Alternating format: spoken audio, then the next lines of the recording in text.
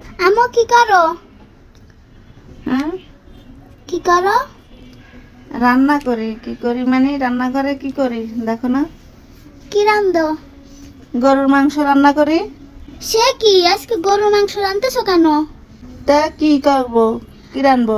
আমি তো শুনছি পয়লা বৈশাখের প্রথম দিন ইলিশ মাছের ভাজা, তারপর শুটকি ভর্তা, তারপর শুকনা মরিচের ভাজা করে। তা আজকে তুমি গরু মাংস রান্ধতেছো কেন? তোমাদের সময়ও তো এসব হয়েছিল। হ্যাঁ তা হয়তো, কিন্তু গরুর মাংস করতেছি আজকে পয়লা বৈশাখ। গরুর মাংসটা মানে এটা একটা ফেভারিট, নিজেদের ব্যক্তিগত ব্যাপার। আর ওই যা তুমি বলেছো না, ওইটাও ব্যক্তিগত ব্যাপার। ওটা যদি মনে চায় করতে পারো, না মনে চায় না করতে পারো, ওটা কোনো ব্যাপার না। তবে আমি ইলিশ মাছ ভাজা করে দেবো, তুমি ভাতের মধ্যে পানি ঢেলে দিয়ে খেও।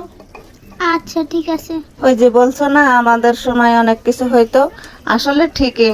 আমরা ছোটবেলায় দেখছি আমাদের মা চাষিরা এরকম পয়লা বৈশাখে সকালবেলা খই, চিড়া, নারকেল, গুড় এগুলো সকালবেলার একটা নাস্তা, এগুলো খাওয়া হইতো।